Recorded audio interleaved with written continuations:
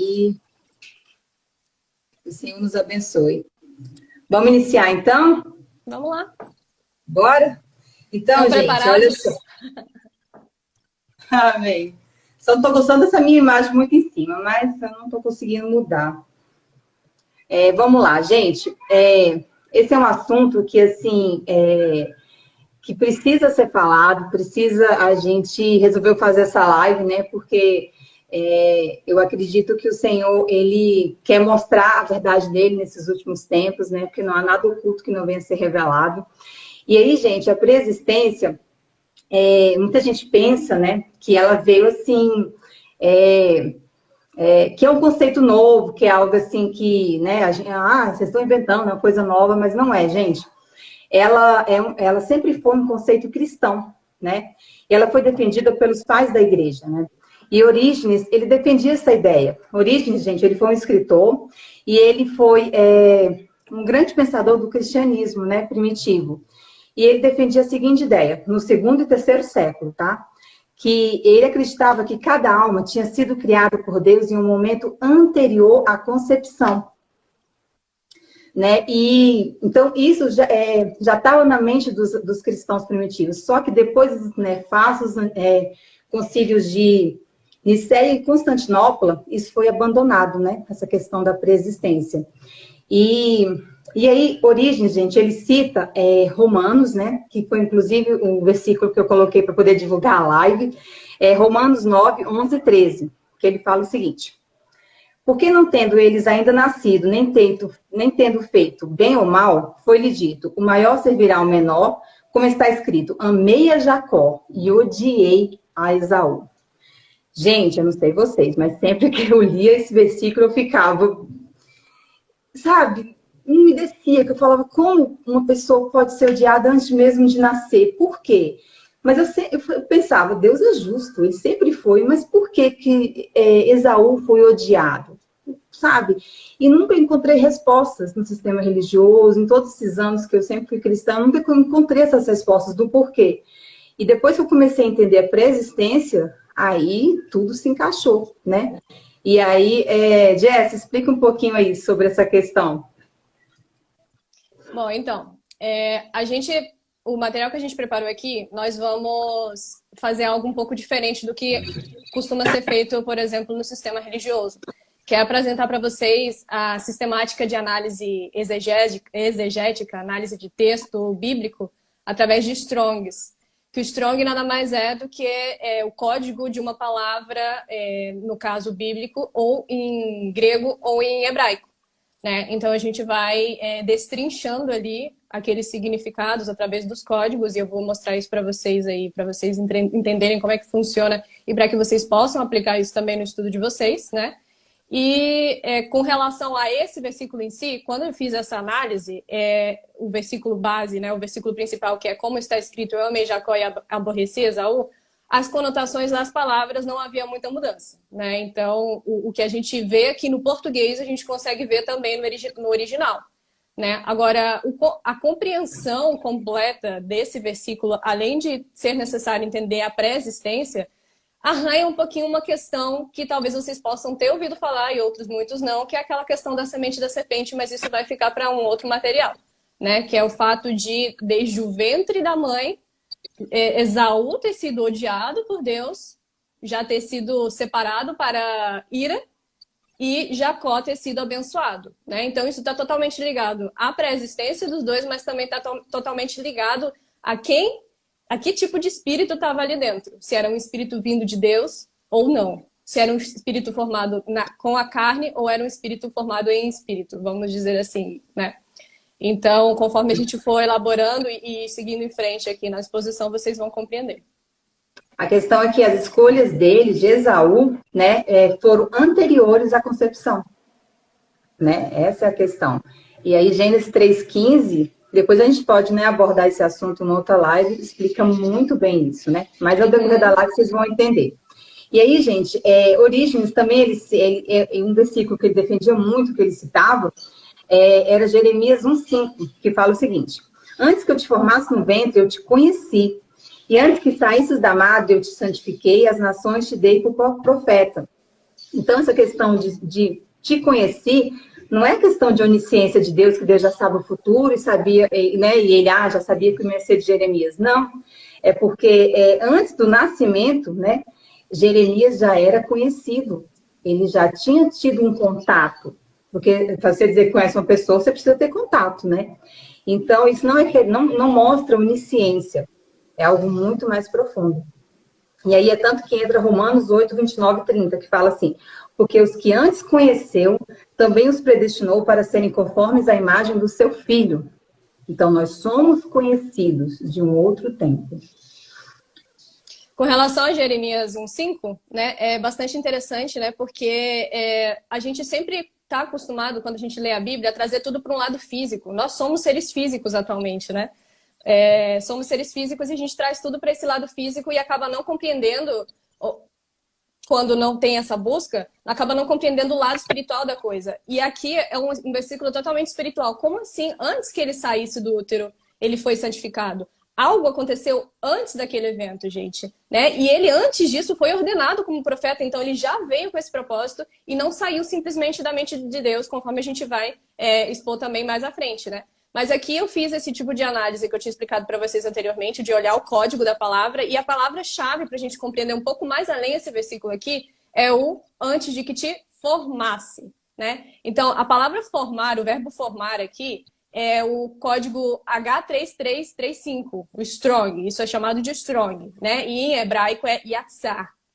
E a conotação desse verbo que foi traduzido como formar, veja só como é que é amplo. Está relacionado com atividade humana, atividade divina, da criação original, ou seja, inicial de Israel, como pessoas, ou seja, quando a gente vê Israel aqui nesse Strong, na definição lá no dicionário de Strong, não é Israel nação, que foi formada lá em 1948, mas sim Israel nação celestial. Muitas passagens bíblicas a gente vê Israel como sendo uma nação celestial, uma Israel também pré-existente, né? Também formar com conotação de emoldurar, pré-ordenar, que está relacionado a pré-definir, né? Ou a predestinação, que muitos entendem de uma outra forma, porque não compreendem a pré-existência, né? Está ainda dentro dessa definição plano divino, propósito para uma determinada situação. Tá travando? Gente, eu travei ou foi a Bela? É que para mim foi você que travou. E para mim foi você. Mas tá ok agora. Tá ok. Tá, então, vamos lá. Então, plano divino, propósito para uma situação e aquilo que eu falei, pré-determinado. Então, vocês veem, quando a gente pega todo esse contexto, porque no hebraico, né, era uma língua diferente. Então, muitas vezes, uma palavra tem um significado amplo que não consegue ser expressado no português. Aí, nesse caso aqui, vocês viram todos os significados que aquela palavra tem dentro dela. Isso tudo nos dá esse sentido de tudo haver sido pré-definido anteriormente, devido a uma existência prévia, de fato, a esse plano que a gente tem aqui atualmente. Daí, aí é onde a gente vai entrar agora, né? Se a Vivi não tiver mais nada para acrescentar nesse caso, aqui é onde a gente entraria na questão dessa criação desse plano. Tem algo a complementar, minha irmã? Não, pode falar. Pode falar. Posso falar? Então, talvez alguns de vocês possam já ter ouvido falar da tal da teoria do intervalo, né? E isso daí, para mim, gente, quando eu me deparei com isso e eu compreendi isso, e não só de ouvir falar, mas de eu compreender, estudar mesmo, eu achei, assim, um divisor de águas também. Porque a gente vê que a Bíblia, a gente lê ela, mas se a gente não tiver as chaves corretas para fazer essa interpretação da Bíblia, né, é como um código criptografado. Quando você não tem a chave, você não descriptografa. E a Bíblia é um codex. Não sei se vocês já viram lá aquele filme Código da Vinci, que o Robert Langdon lá é um cara que mexe com símbolos e tem as chaves para decifrar. Eu me sinto esse cara quando eu leio a Bíblia. Mas vamos seguir ao que interessa, né? Em Gênesis, a teoria do intervalo, ela define que entre Gênesis 1:1 e Gênesis 1:2 aconteceu alguma coisa. A gente vê, né, quando a gente lê aqui, eu vou ler para vocês, quando a gente lê Gênesis 1:1, Gênesis 1:2, a gente entende a formação do nosso mundo maravilhoso. Mas não, aí tem mistério, né? Então vamos ler Gênesis 1:1. A gente tem aqui, Gênesis 1:1. No princípio, criou Deus o céu e a terra. Tá todo mundo cansado de saber disso, né? Ok. Daí temos Gênesis 1, 2. E a terra era sem forma e vazia, e havia trevas sobre a face do abismo, e o Espírito de Deus se movia sobre a face das águas. Ué, de onde que a gente tira que houve aí um evento entre Gênesis 1 e Gênesis 1, 2? De onde que se extrai essa informação? Não está falando nada, não tem informação aí para a gente entender que houve algum tipo de coisa. Normalmente, né, os teólogos, o sistema religioso já compreende, de fato, que aí foi o momento onde houve a tal rebelião celestial, né? Mas normalmente não é explicado o porquê. E é isso que a gente vai fazer isso aqui para vocês, para que fique clara essa questão. Deu uma travada aqui, mas para que fique clara essa questão para vocês e para que vocês venham a fazer o estudo dessa forma daqui em diante, né? Então, quando a gente vê aqui em Gênesis 1, travei toda, no princípio criou Deus. Quando a gente vê a palavra criou no Strong, a gente tem o Strong, e prestem atenção se quiserem, anota, porque é complicado de seguir o raciocínio, né? O Strong de criar é H1, H de hebraico, né? 1, 2, 5, 4. E o verbo criar, no hebraico, é bará. Qual é a conotação do verbo bará? Qual é o significado do verbo bará lá no hebraico? É criar do zero. É uma criação que compete somente a Deus. Cabe somente a Deus. Não, eu não posso fazer bará. Eu, Jesse, não posso fazer bará porque não consigo fazer algo do zero. Somente Deus. Sob novas circunstâncias... Eu sou tão expressiva com a mão, não está dando para ver minha mão. Sob novas circunstâncias, fazer de si, né? Fazer de si. E aí é onde no Strong, o Strong é um dicionário que também fica apresentando, tem informações em inglês, daí tem que ter essa compreensão em inglês para fazer essa análise. E lá no Strong, em inglês, eu achei interessante que estava escrito to be fat, que se a gente traduzisse literalmente seria engordar. Como é que Deus engordaria? Na verdade, o conceito correto aqui é expandir. Vocês entendem a profundidade disso? Expandir. Deus expandiu para criar. Tirou de si, expandiu. E o que é interessante aqui nesse verbo de criar, que é o mesmo Strong que a gente vê posteriormente em Gênesis sendo utilizado para a criação dos animais, das plantas, dos homens, porque ele de fato criou ali aquela matéria do zero, né? Daí a gente prossegue, né? E em Gênesis 1, 2 temos duas palavras aqui chave que é importante a gente fazer essa análise também. Só que antes de eu entrar nesse mérito, eu preciso ler para vocês Isaías 45, 18. Porque a gente acabou de ler em Gênesis 1, 2 que a terra foi criada e ela era sem forma e vazia. Porém, em Isaías 45, 18 está escrito assim: porque assim diz o Senhor que criou os céus, Deus, Ele mesmo, que formou a terra e a fez. Ele a tem estabelecido. Ele não a criou em vão, ou seja, sem forma. Ele a formou para ser habitada. Eu sou o Senhor e não há nenhum outro. Peraí. Então, peraí. Gênesis 1, 2 está dizendo que a terra foi criada sem forma e vazia. E Isaías 45, 18 está falando que ela não era sem forma.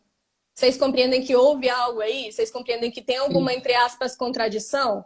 Então, aqui agora é onde a gente vai abrir mais ainda algumas palavras, né, para ver o Strong e ver o que aconteceu, né? Então, lá em Gênesis 1, 2, a gente tem o verbo era, que a terra era sem forma e vazia.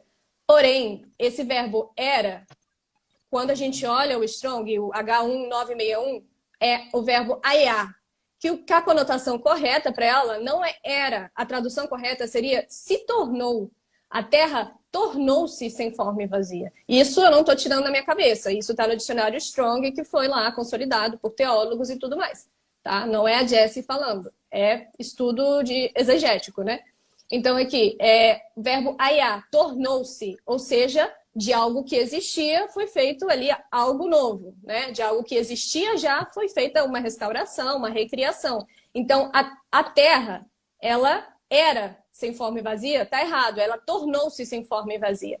E aqui, quando a gente analisa o forma, é o verbo torru, o Strong 8414, que é o mesmo que é utilizado em Isaías 45, 18. Né, onde lá é indicado que ela não era sem forma. Então, em complemento complementando esses dois versículos, a gente analisando os dois lado a lado, a gente entende isso, que também em Isaías é colocado no local certo que Deus criou os céus e criou a terra do zero. Essas duas palavras, criou, indica que foi criado do zero, porém, ela não foi criada sem forma e vazia. Então, essa é a teoria do intervalo. O conceito correto aqui é de que a Terra se tornou, ali em Gênesis 1:2, sem forma e vazia. Vocês conseguiram compreender essa questão? Ficou claro, Bela? Uhum. Daí a gente ainda tem uma informação a mais, que é o Gênesis 1:3, onde após esse evento ali, que foi a rebelião celestial, que foi o caos que ficou depois dessa rebelião, né? Depois da queda de Lúcifer e seus anjos e tudo mais, houve a necessidade ali, houve a necessidade de se reconstruir todo o plano que o Criador tinha feito inicialmente, né? Deus disse, haja luz, e houve luz. Agora, esse haja... Já entra o Messias aí. Exatamente. E esse haja, aqui tem mais um mistério, é o mesmo que a gente falou, o Strong 1961, Ayah, que é o mesmo que é de quando já existia algo, foi recriado. Então, aqui tem uma aplicação micro e uma macro, né? Na Bíblia, a gente vai ver esse padrão constantemente, de uma aplicação de algo específico e uma aplicação de algo mais generalizado. O micro, nesse caso, a questão específica que aconteceu foi Jesus. Foi ali, inclusive, isso é muito profundo e também seria tema de uma outra live, mas ali Jesus ressuscitou. Jesus foi morto e ressuscitou antes da fundação do mundo. Vocês sabem como que é profundo isso? Vocês conseguem entender como é que é profundo isso? Ele foi a luz, e aquela luz foi o que propiciou a nossa vinda aqui posteriormente. Ele né? já estava em Gênesis, gente. É lindo, isso é muito lindo. E isso, quando a gente compara com a questão da Terra se tornou, é o mesmo verbo. Então, além de significar que é o Messias, na aplicação micro, a aplicação macro, a gente tem que Deus, com aquela luz, com a luz que houve, com a ressurreição, o sacrifício, aquela energia expelida do sacrifício do Messias, ele foi possível ali, por questão de leis celestiais, né? Foi possível ali fazer a restauração da Terra.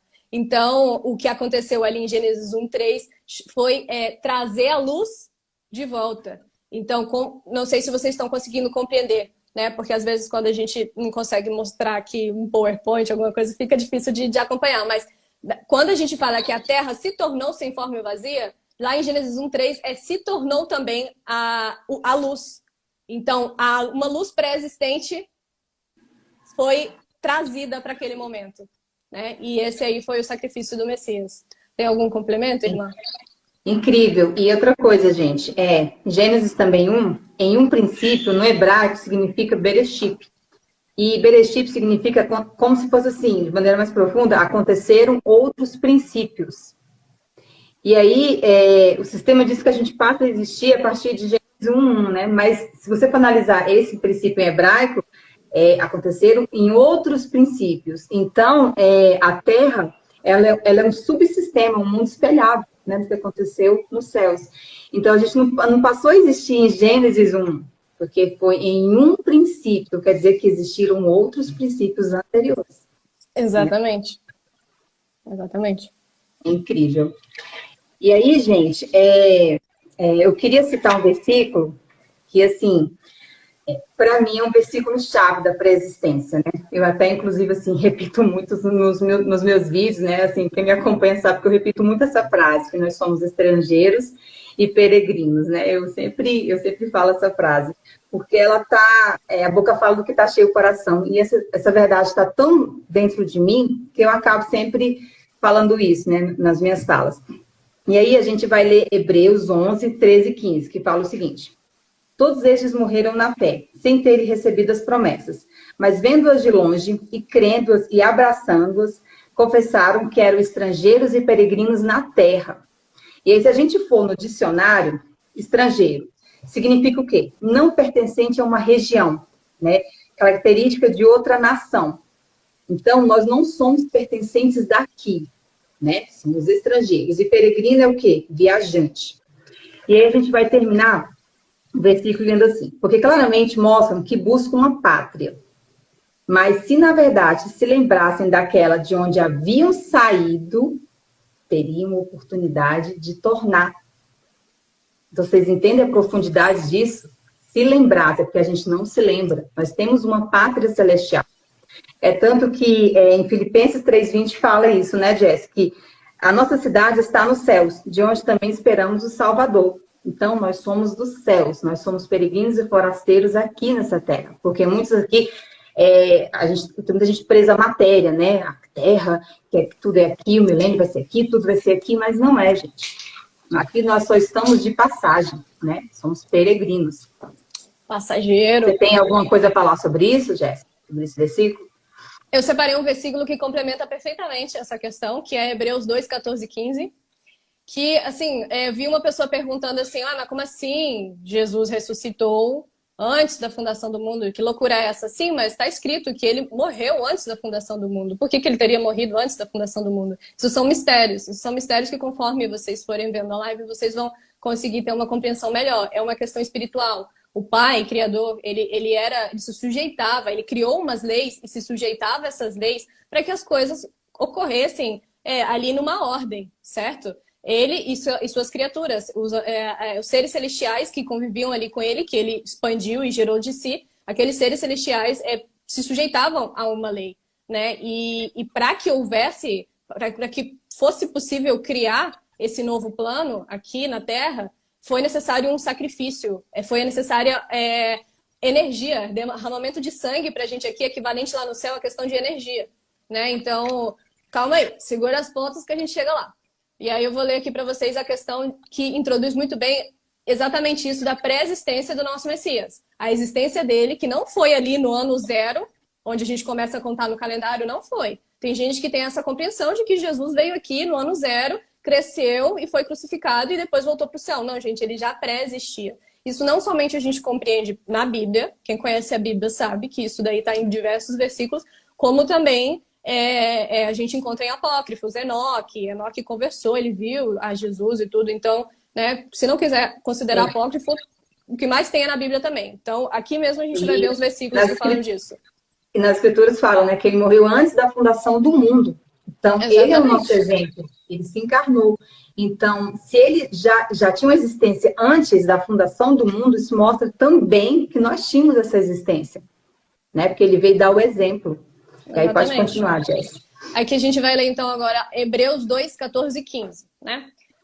E já que os filhos de Deus, né, são participantes de carne e do sangue, ele também participou das mesmas coisas, para que através da morte, ele destruísse aquele que tinha o poder da morte, isto é, o diabo, e livrasse aqueles que, por terem medo da morte, estavam por toda a vida sujeitos à servidão. Vocês têm noção do que esse versículo acabou de falar?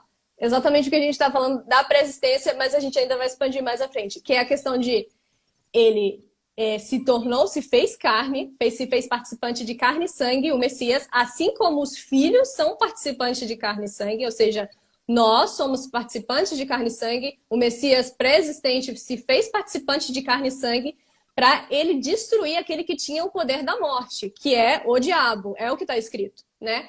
E livrar-se aqueles que estavam sujeitos à servidão por terem medo da morte. O que aconteceu antes, né? Quando a gente está defendendo o conceito da pré-existência, defendendo que nós somos pré-existentes, que nós vivemos lá, fomos seres criados por Deus, vivendo lá junto a Ele, e que algo aconteceu para fazer a gente se desviar ali, vamos dizer, do nosso propósito, do nosso amor a Deus, né? Então aqui a gente vê essa informação de que por terem medo da morte, os filhos estavam por toda a vida sujeitos à servidão. Ou seja, estamos por toda a vida sujeitos à servidão porque tememos a morte. E quem é a morte? O diabo. Então aqui tem um mistério. Se você analisar com olhos espirituais, você consegue observar que nós tememos a morte, ou seja, ali mesmo está te dando a chave de quem é a morte, o diabo. Ao ter medo dele, a gente ficou ali indeciso com relação ao que faria. E por isso estamos nesse plano aqui, para poder mostrar de fato de que lado estamos, né? E, enfim, logo mais vocês vão compreender ainda mais isso. Então, aqui a gente vê isso, que Cristo acabou com o diabo, Satanás, que tinha poder sobre a morte, para nos livrar dessa servidão. Amém. Amém. Eu ainda tenho tenho um outro versículo, se quiser que eu siga. Pode não, pode falar. Outro versículo que ainda, né? Vou terminar essa exposição melhor, essa parte da preexistência de Cristo, que aí, né, fica mais claro e a gente não interrompe. Né? E Apocalipse, então, Apocalipse 13:8, esse daqui é o que a Bela tinha comentado, né? Tá escrito o seguinte: e todos os que habitam na terra a adorarão, cujos nomes não estão escritos no livro da vida do Cordeiro, morto desde a fundação do mundo. Então, aqui entra naquela pergunta que o irmão fez. Como assim ele ressuscitou antes? Não, assim como ele morreu antes, ele também teve... tudo foi feito antes. Tudo foi planejado antes. Tudo foi colocado ali antes. Né? Então, temos essa questão de que ele é o nosso irmão mais velho. Ele preexistiu assim juntamente conosco. E o versículo seguinte que eu vou ler agora complementa não somente essa informação, como é uma continuação do versículo que eu tinha lido anteriormente, de Hebreus 2. Né? Eu tinha lido 14 e 15, agora eu vou ler o 16 e 17. Porque diz o seguinte: porque, na verdade, ele, Cristo, não assumiu a natureza dos anjos. Por que Cristo assumiria a natureza dos anjos? Aí tem uma questão também, tem um código também. Então, ele não assumiu a natureza dos anjos, que era a natureza dele. Mas ele tomou a semente de Abraão, ou seja, filho do homem, né? E por isso, em todas as coisas, convinha-lhe que fosse feito semelhante aos irmãos, ou seja, nós, né? Que fosse feito conforme nós fizemos, andando em carne, para que fosse um sumo sacerdote misericordioso e fiel em todas as coisas que pertencessem a Deus, para operar a reconciliação por causa dos pecados do povo. Operar a reconciliação. Né? O Cordeiro pré-existente morreu antes da fundação do mundo para operar a reconciliação. Então, por que foi necessário ele morrer antes da fundação do mundo? Por que foi necessária a reconciliação antes da fundação do mundo? Porque Deus era um necromante que olhava lá na frente? Que ele consultava lá na frente? Não, é porque ele já tinha bolado o plano devido a algo que aconteceu. Né? E aí é onde jaz esse mistério. O que significa reconciliação? Tem a resposta para isso, não tem? Comprar de volta, né? É algo que... Eu vou citar esse versículo, eu vou explicar ele. Só dando uma dentro que ela falou, é porque existe uma atemporalidade, gente, na crucificação. Resumindo, é isso, né? A gente pensa que Jesus veio e passou a existir ali quando ele veio aqui ao mundo, mas não. É algo atemporal, e é isso que a gente tem que entender. E aí eu vou citar, então, o versículo que você falou aí, Jesse. Cadê? Romanos 3, 23 e 25, gente, que diz assim: porque todos pecaram e destituídos estão da glória de Deus, né? Sendo justificados pela graça, pela redenção que há em Cristo. Se você for analisar essa questão do destituído no dicionário, significa assim, que foi retirado ou afastado de alguma posição. Então, por exemplo, eu não posso falar que você, Jess, foi deposta, sei lá, você foi deposta de ser embaixadora, sendo que você nunca foi. Então, beleza, gente. Então, só voltando aqui nesse versículo, né? Todos nós fomos destituídos da glória de Deus. Então, destituído, gente, significa retirado ou afastado de alguma posição, né? E eu estava dando o exemplo quando caiu, né? Por exemplo, você não pode dizer que você, Jess, foi destituída de ser embaixadora, sendo que você nunca foi. Você só pode falar que você foi destituído de alguma coisa se você já esteve junto. Exatamente. Se você ocupou alguma posição ou teve algum relacionamento. Então, nós fomos destituídos porque um dia nós estivemos com o Pai, na glória dele, né? E aí fala que nós sendo justificados pela graça, pela redenção que há em Cristo. E redenção, gente, significa resgate, obter novamente, voltar, reabilitar. Então, vocês entendem? Essa reabilitação, gente, não volta, o resgate tem que ter estado junto para fazer essa reabilitação. Então, um dia nós estivemos com o Pai, mas nós fomos destituídos, afastados, e Cristo veio fazer esse resgate. E é tanto também que em 2 Coríntios 5:20 diz assim: rogamos da parte de Cristo que vos reconcilieis com Deus. Reconciliação, gente, é fazer as pazes, né? E não se reconcilia algo que nunca esteve junto. Vamos trazer um exemplo. Você não vai lá reconciliar com o maridão se você não brigou com ele. Sim, você não reconcilia, por exemplo, com ex-namorado, com ex-marido, se você não esteve junto um dia com ele. Para você reconciliar, você precisa estar junto, né? Então, um dia nós estivemos com o Pai. Por isso que existe essa reconciliação, esse resgate, né? Se você for analisar esses versículos. E aí, gente, eu queria fazer um paralelo, Jesse, com Israel. Porque, gente, o que aconteceu nos céus é refletido em padrões aqui na Terra. Tudo que está na Bíblia, gente, tudo existe uma parte histórica, né? A gente entende, mas existe algo espiritual, existem codificações. E aí eu queria fazer um paralelo com Israel, que eles viveram com a pré-existência, para vocês entenderem melhor isso. Vamos lá. Israel, gente, ela esteve em Canaã, né? Através de Abraão, Isaac, Jacó, eles estavam em Canaã. Depois, o que foi que aconteceu?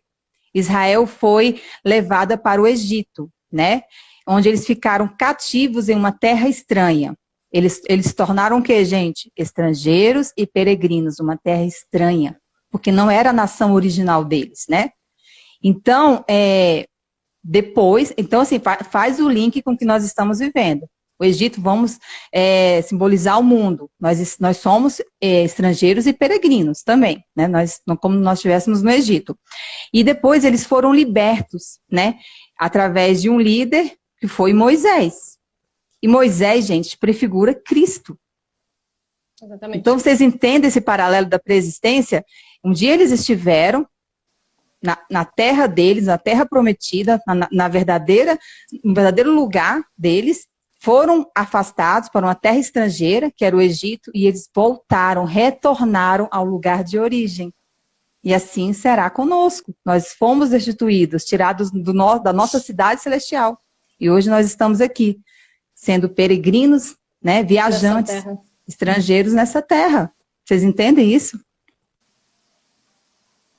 Canaã era a terra prometida. Sim, era o lugar de origem deles. Pois então, o que aconteceu, galera? O que a gente fez para ter gerado esse bafafá todo, né? Vou introduzir logo esse tema, tá bom, Bela? Tá. Então, o que aconteceu? A gente, dentro do sistema religioso, sempre ouviu falar de Apocalipse 12:4, né? Daí, eu vou ler Apocalipse 12:4 e a Bela vai explicar uma coisa que a gente pode chamar de padrão de 3. E eu já vou introduzir uma questão importante para vocês verificarem, analisarem e pensarem com relação a isso, né? A gente vê na Bíblia aquilo que a gente, conspiracionista, chama de gemátria.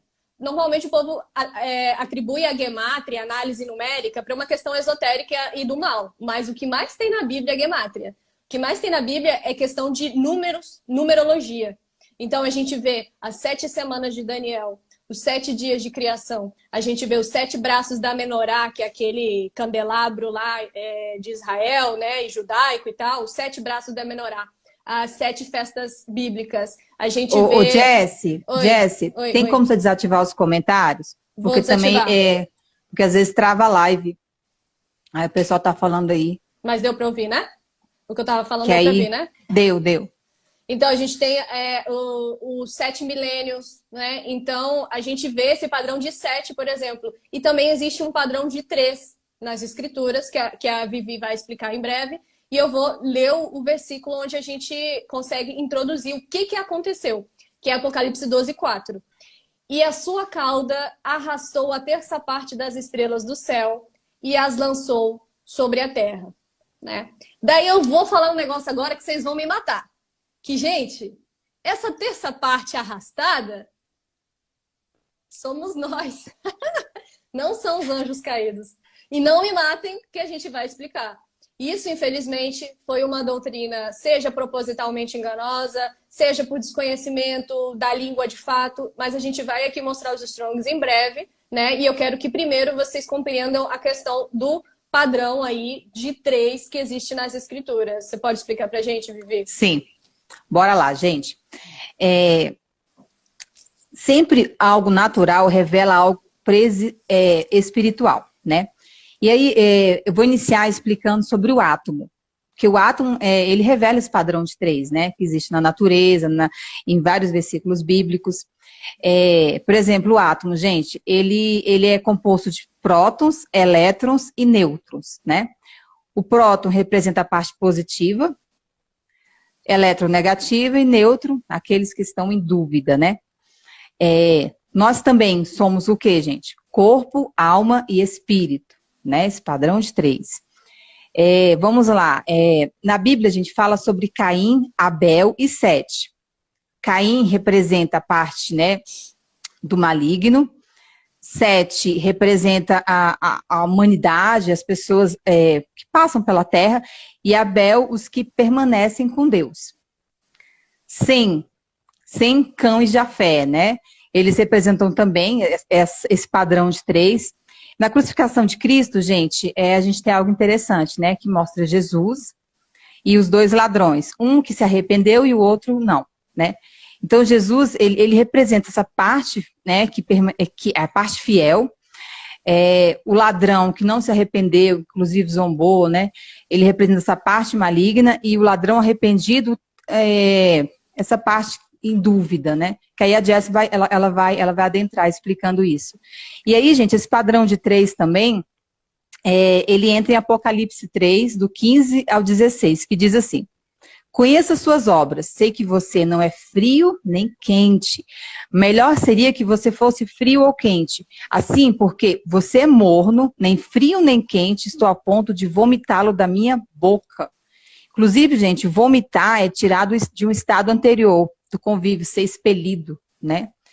E aí, Jess, você explica aí. Agora a gente faz aqui a mágica, né? Então, por que eu falei que esse texto que a gente sempre ouviu dentro da igreja, que esse texto são os anjos caídos, por que a gente está falando aqui? Olha, não, gente, esse texto que foi arrastado pela cauda do dragão fomos nós. Prestem atenção. Vou puxar a orelha de cada um que não estiver prestando atenção, mesmo os comentários desativados. Aí eu sei que tem gente aí, não, que absurdo, heresia. Calma, vamos lá.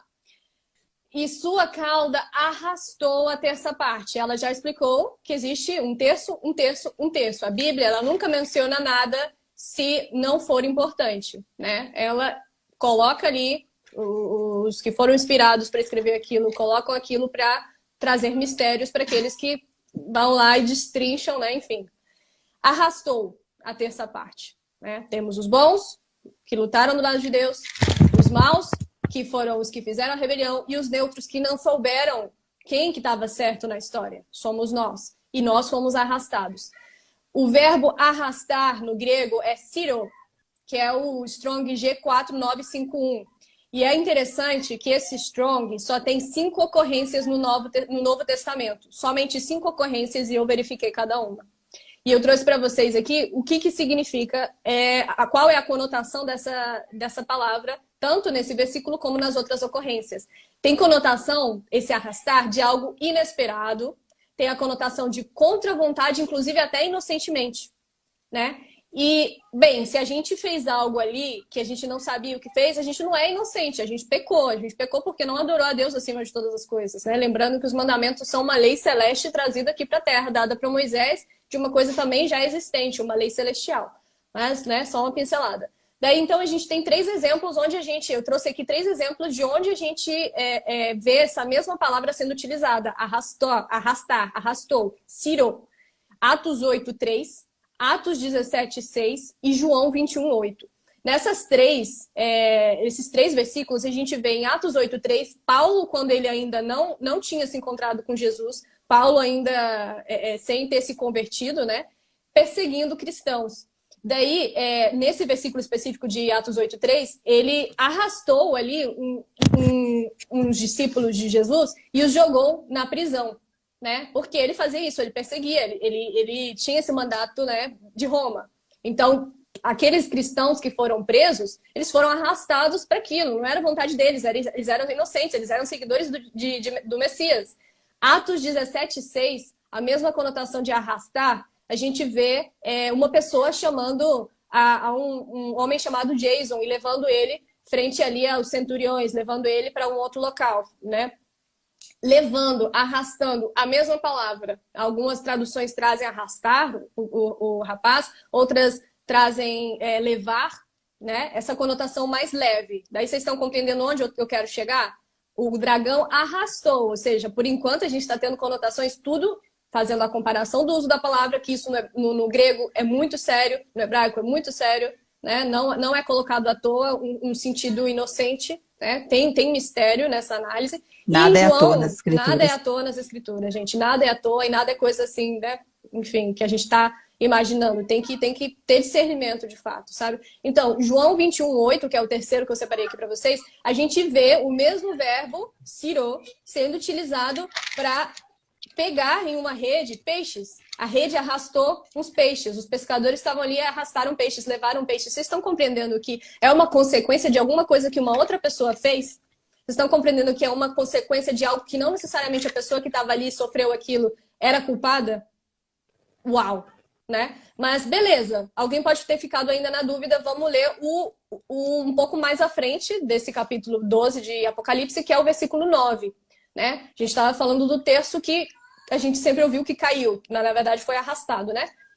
E o grande dragão foi lançado fora. Isso aqui é Chamael, a grande serpente, Satanás, né? Foi lançado fora aquela antiga serpente, chamada de Diabo e Satanás, que engana todo mundo. Ele foi lançado à terra e os seus anjos foram lançados com ele. Então a gente tem Apocalipse 12:4, onde a gente está falando de seres que foram arrastados com o dragão, e em 12:9 a gente está falando de seres que foram lançados. Agora, para a gente fazer essa comparação da conotação de arrastar para lançado, a gente vai fazer novamente a análise do Strong, lançar nesse caso. E é uma palavra diferente, balo.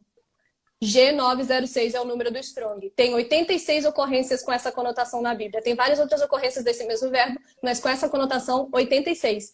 E todas elas têm violência no ato e significa exílio.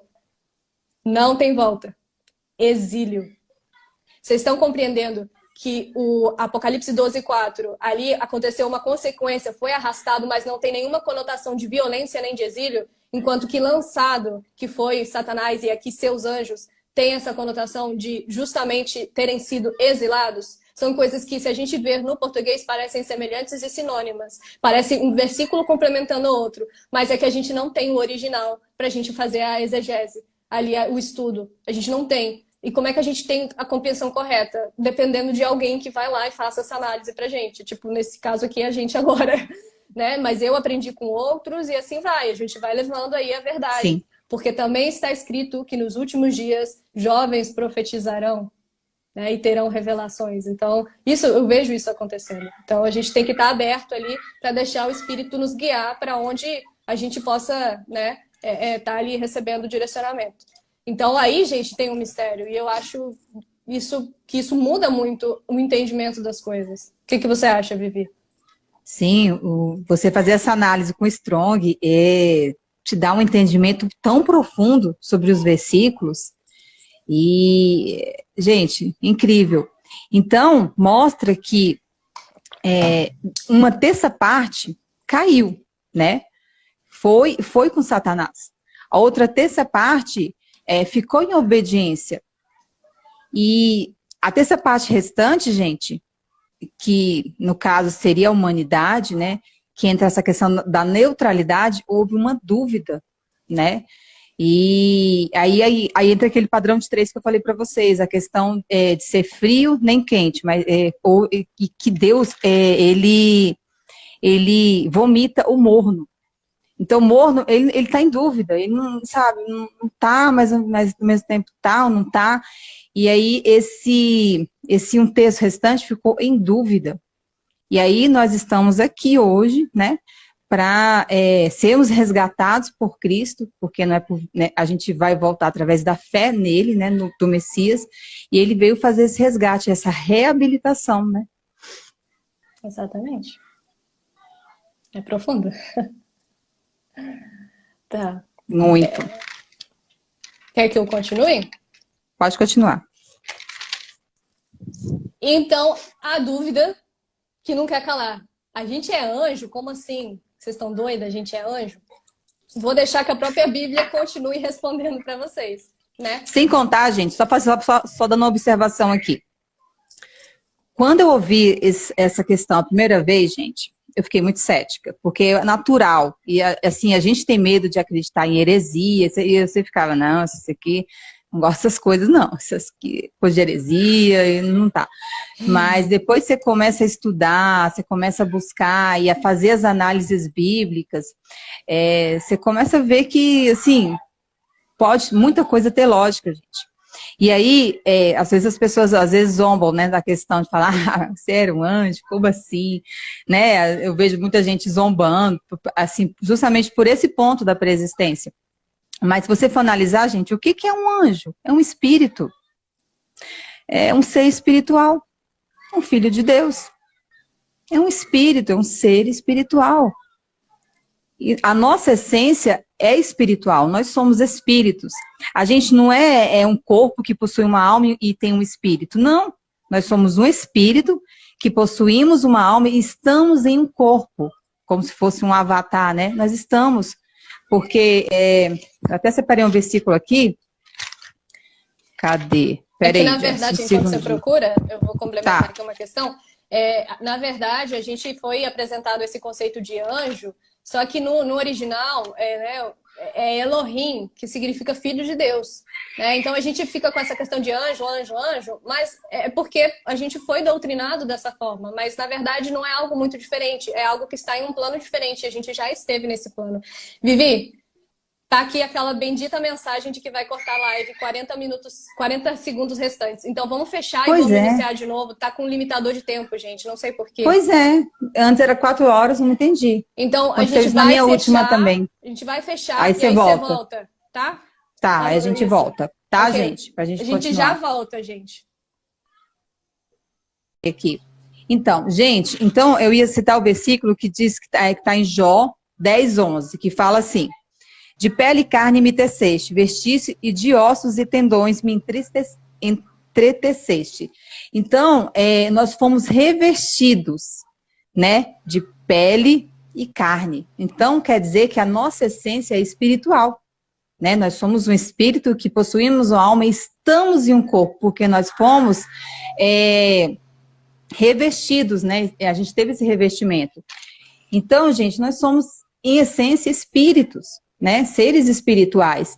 E o anjo nada mais é do que isso. É porque a gente colocou, né, anjo, mas aí, às vezes quando a gente toca nesse assunto as pessoas se assustam, mas o anjo nada mais é do que um ser espiritual, um filho de Deus, como dizem vários versículos, né, Jess, que mostram isso, que associam anjos a filhos de Deus. E é isso que nós somos, gente. É simples. E aí você fala o que você ia falar aquela hora. Eu tinha falado que agora a gente vai deixar a Bíblia exatamente mostrar essa nossa, entre aspas, divindade. Mas lembrando que não tem a ver com hoje sermos seres divinos. Ah, a gente é anjo. Ah, eu sou muito bom. Não, gente. A gente pecou. A gente está aqui. A gente caiu também. A gente foi destituído da glória de Deus. E aqui agora a gente está aqui para fazer uma escolha. Se você não escolher certo, meu amigo, tchau, tchau. Já era. Né? Então, o negócio é sério. O negócio não é pra gente ficar se achando bonzão, ou não tem nada a ver com gnosticismo, de despertar o Deus interior, nada a ver com isso. Tem a ver de reconhecer uma questão de a gente ter existido anteriormente e não a ver com, a gente é anjo. Não, tem a ver com sermos, em essência, seres espirituais anteriores a esta existência, a este plano. E aí a gente vai ver isso aqui agora. Salmos 82, 6 e 7. Eu disse: vós sois deuses, e todos vós sois filhos do Altíssimo. Todavia morrereis como homens, e caireis como um dos príncipes. Esse versículo é forte. Sem a gente ter que olhar aqui nada com relação a Strong, nem nada, nesse momento aqui a gente já viu que a mensagem já está falada. Mas muita gente pode falar pra gente assim, não, essas duas estão viajando, porque lá em Ezequiel 28:2, o rei de Tiro foi repreendido, porque ele falou assim, eu sou Deus. Ele foi repreendido pelo profeta, diretamente a pedido de Deus, falando, olha, você aí está se chamando de Deus, mas você não é Deus, você é um homem. Né? E aí é isso que vou ler aqui para vocês verem como houve, de fato, essa repreensão. Mas não se pode utilizar esse versículo para contrastar Salmo, senão a Bíblia seria o quê? Contraditória, e a Bíblia nunca se contradiz. São as pessoas que se contradizem, né? Então, Ezequiel 28:2 fala isso que eu acabei de falar. Filho do homem, dize ao príncipe de Tiro, assim diz o Senhor Deus, porquanto o teu coração está elevado, e tu disseste, eu sou Deus. Eu me assento no lugar de Deus, no meio dos mares. Porém, tu és homem e não Deus, embora estabeleças teu coração como o coração de Deus. Só quero aproveitar para fazer um parêntese também, que muitas pessoas não compreendem que aquilo exatamente que a Bela tinha falado antes, que existem figuras que prefiguram uma outra pessoa, uma outra figura dentro da Bíblia. E o rei de Tiro, nas passagens seguintes e anteriores, ele prefigura Lúcifer nos céus. Exatamente. Mas a gente não vai focar nisso aqui agora. Depois vocês leem e vocês fazem essa análise. Mas ele, o rei de Tiro, prefigura, vocês vão ler, vão fazer a leitura, vão ver que tem uma aplicação da histórica ali, do rei de Tiro, o que ele estava fazendo, e tem a aplicação do que o querubim, Satanás, fez lá no céu. Você vai ver que tem esse paralelo ali dessas duas questões. Mas vamos ao que importa aqui com relação à análise do Deus, né, que é colocado aqui nesse versículo. O rei de Tiro falou, eu sou Deus, tá, mas será que esse Deus que ele está falando é o mesmo Deus que o salmista falou lá em Salmos 82, 6, 7, que falou que vós sois deuses? Não é. Quando a gente analisa os Salmos 82, 6, a palavra deuses é Elohim, né? O Strong H430, que tem conotação de anjos, filhos de Deus, divinos e juízes. Inclusive, os israelitas, os hebreus antigos, tinham a compreensão de que lá no céu, os anjos, não era Deus que regia tudo, havia um conjunto ali, uns juízes, né? Eles tinham esse entendimento, né? Como era de fato, só Deus sabe. Mas eles tinham esse entendimento de juízes, e é engraçado que aqui tem essa conotação, Elohim, né? Elohim é filhos de Deus, anjos, divinos, juízes. E daí, em Salmos 82, 6, fala exatamente isso. Vós sois deuses. Então, vós sois anjos. Vós sois filhos de Deus. Sois divinos, sois juízes, né? Porém, morrereis como homens. Ou seja, nós somos aquilo anteriormente, mas vai morrer como homem porque deixou de fazer alguma coisa e é o propósito de Deus,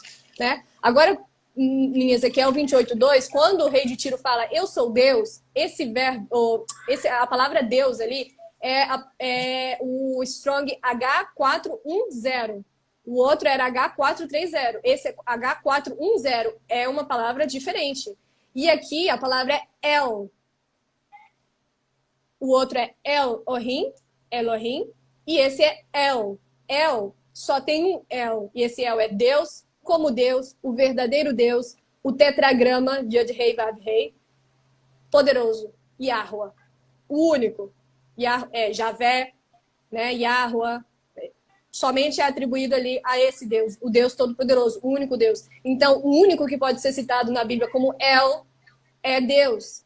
E ali Tiro, ele se colocava como esse Deus, não um Deus na questão de angelical, ser celestial, mas sim como o que está acima de tudo. E é exatamente o que Satanás fez também. Por isso que existe esse paralelo. Então, vocês conseguem compreender aqui como quando a gente usa o versículo de Salmos 82, 6, 7 para falar aquela questão de vós sois deuses, para trazer a nossa pré-existência, não dá para contrastar com Ezequiel 28:2, porque lá está sendo utilizado conotações diferentes. É a mesma palavra em português, porque o português, às vezes, foi se perdendo esse sentido, foi se perdendo, né? Tem a falsa pena dos escribas lá de Jeremias 8:8 também, que isso ocorreu, isso é muito forte, as pessoas não compreendem. A falsa pena dos escribas é que vai dando um jeitinho ali na palavra para poder ocultar verdades também. Então, isso é muito profundo, isso é muito forte, e é uma revelação tremenda que faz a gente ler a Bíblia desde uma perspectiva totalmente diferente. Então, sim. É isso. E o próprio versículo já diz tudo, né? Assim, morrereis como homens e caireis como qualquer dos príncipes. Primeiro, vós sois deuses. Depois, morrereis como homens. Gente, só isso já diz tudo. E aí, a Jess ainda vem com as nossas análises do Strong, sabe? É muito claro, né? Eu até queria citar também, para complementar, Jó 8:9, né? Que fala assim, porque somos de ontem, e nada sabemos, porquanto nossos dias sobre a terra são como uma sombra. Então, gente, nós somos de ontem, de um outro tempo, né? Que até o Strong também tem essa análise, né? Exatamente. Quando a gente vê qual é o strong da palavra ontem, que é a palavra temol, Strong 8543, tem essa conotação de antes daquele tempo e do passado. Ou seja, quando a gente vê de antes daquele tempo, foi traduzido como ontem para simplificar, mas também tem essa conotação de que é de algo anterior, de um tempo, aqui vivemos do tempo Cronos, e de um tempo anterior onde não havia tempo, o atemporal, né? Sim, incrível. E aí, gente, existe... Essa sombra, só para complementar, tá. Em sombra também tem a questão, né? Quando a gente vê o strong de sombra, não vou ficar falando toda hora o número para não entrar aqui em chatice, mas a conotação de sombra é vestígio e símbolo de transitoriedade da vida. Isso tudo está lá na definição do strong. Aquilo que fica ou sobra do que desapareceu ou passou. Então, uma terra é como uma sombra, ou seja, essa terra é como um vestígio do que passou. Né? A transitoriedade é algo transitório, é algo que a gente está passando. Então, cada vez que a gente abre o strong ali para ver qual é o significado do original, a gente tem mais revelação. Sim. E aí, gente, tem outro versículo em Salmos, né? Que fala assim, Salmos 8:5.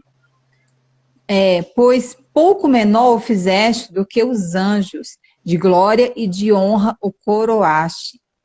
Né? Então, aqui não é falado de seres distintos, mas somente de níveis fractais diferentes.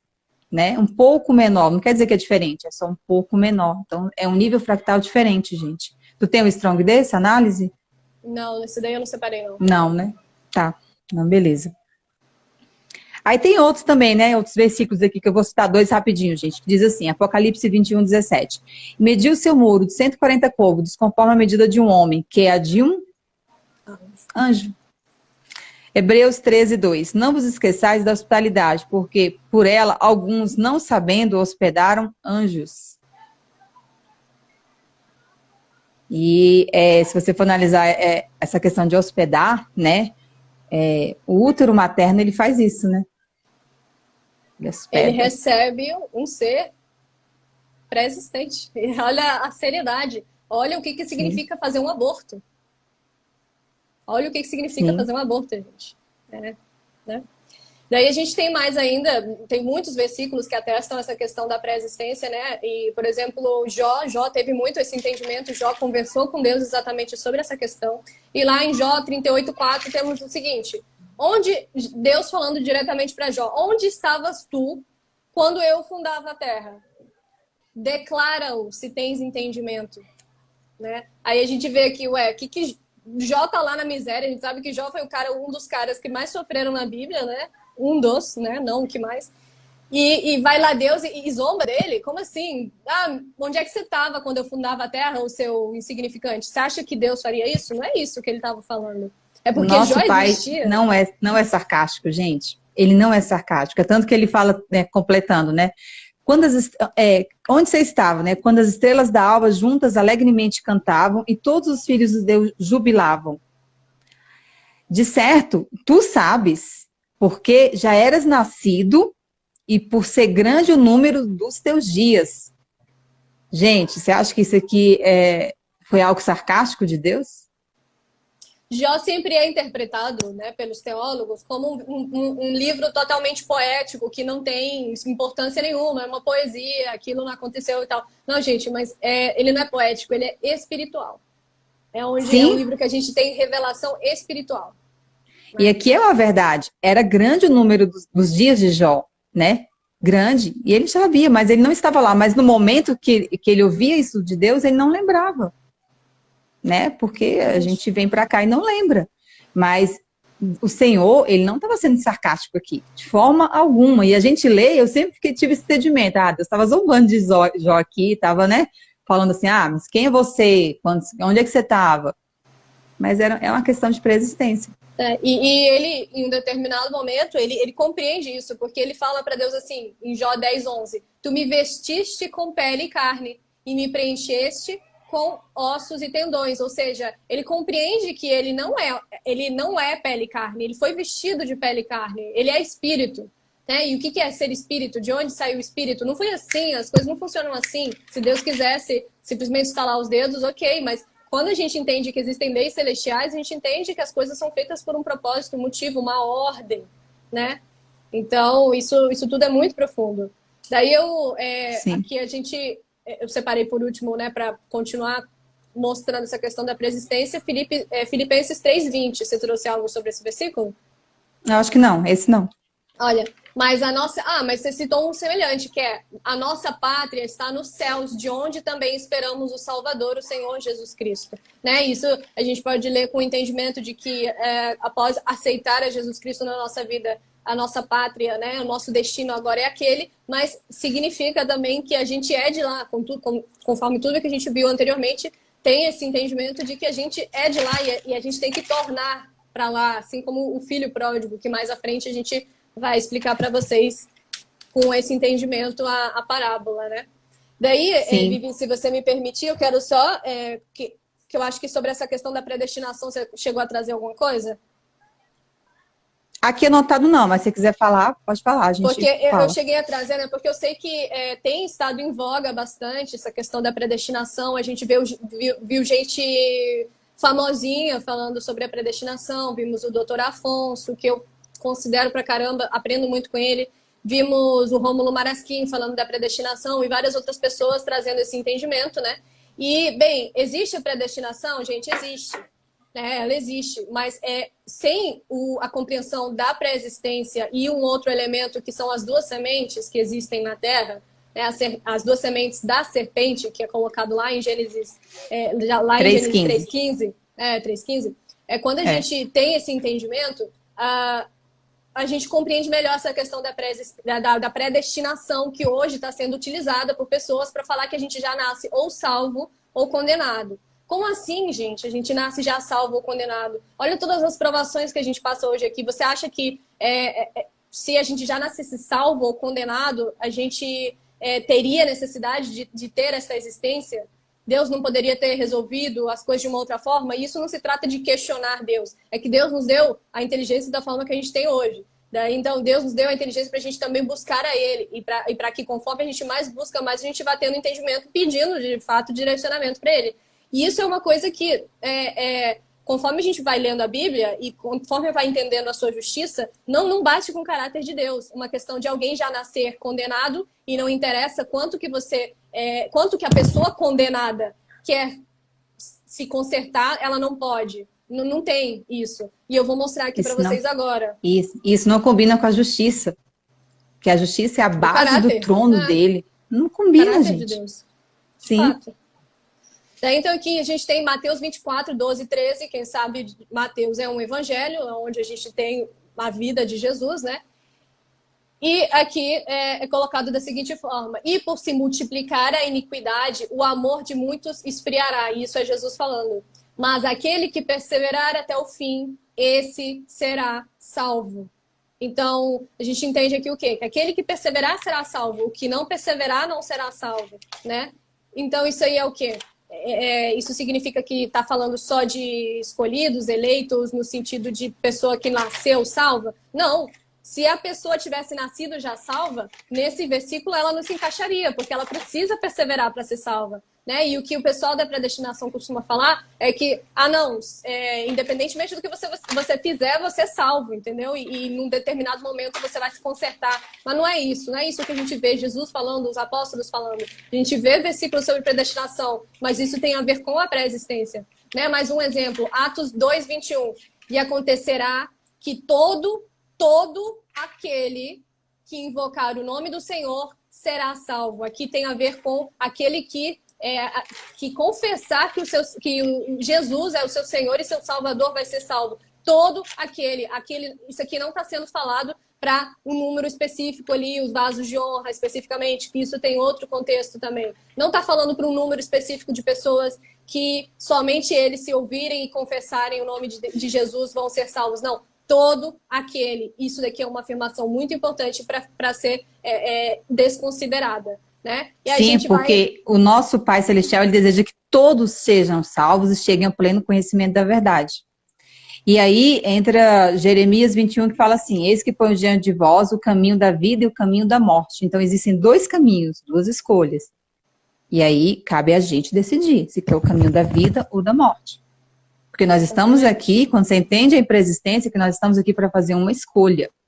O Pai quer que todos sejam salvos, cheguem ao pleno conhecimento da verdade, mas aí entra também a vontade humana. Porque mesmo o Pai poderoso, sendo onisciente, onipotente, onipresente, gente, mas ele, por amor, quem ama dá liberdade. Então, por amor à criação dele, ele dá liberdade, porque ele não quer robôs, ele não quer nada obrigado, ele quer que a gente faça por vontade nossa, ele quer que a gente adore ele em espírito e em verdade, e isso tem que partir da gente. Ele quer filhos, não robôs. Nós estamos aqui para fazer uma escolha. Um dia nós ficamos em dúvida. E hoje nós estamos aqui para escolhermos, para tomarmos um posicionamento, não ser, deixar de estar em dúvida, ser morno, né? Essa questão da mornidão, e tomar um posicionamento. Exatamente, né? Aqui mais um versículo que eu trouxe para essa questão da predestinação, né? Efésios 1:5, que é um versículo famoso para quem prega essa questão de predestinação calvinista, né? E nos predestinou para filhos de adoção por Jesus Cristo, para si mesmo, segundo a complacência da sua vontade. Ok, o que seria então, Jesse, esse predestinou? Por que está aí predestinou? Predestinou é algo pré-definido, né? Vamos olhar então o Strong. Aqui temos o G4309.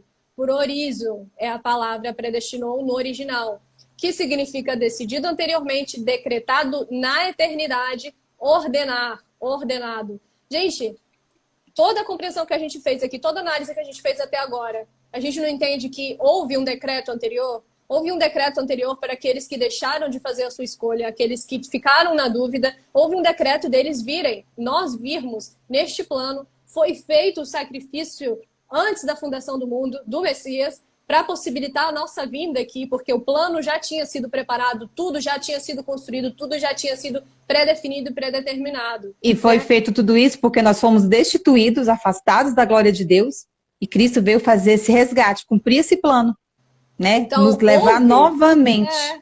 Houve a predestinação no sentido de, previamente, ter sido decidido um destino para aqueles filhos que pecaram. Ele não ia simplesmente lançar todo mundo junto, porque ele é pai, ele ama. Então, aqueles que não souberam o que fazer, ele bolou um plano para que fosse feita a escolha, fosse apagada a memória e fosse feita a escolha novamente. E a nossa essência se revelaria ali nesse processo, nesse crivo que a gente acaba passando aqui. E vamos usar um pouquinho a consciência. Vocês não acham que realmente tanta paulada que a gente recebe diariamente, a gente não está aqui de fato para provar alguma coisa, a gente não está aqui de fato para encontrar um caminho? Eu acho que isso fica evidente.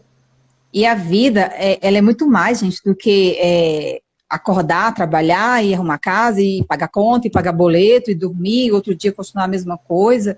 É muito mais, o sentido de nós estarmos aqui é muito mais profundo do que simplesmente pagar boletos, né, e ficar preso nessa corrida dos ratos o tempo todo, o trabalho, gente, é muito mais que isso, né, e a preexistência explica isso, nós estamos aqui por um motivo, a gente não nasce aqui aleatoriamente do nada, a gente não passa a ser gerado dentro do útero da nossa mãe do nada, a gente, não, gente, não é nada aleatório, nada.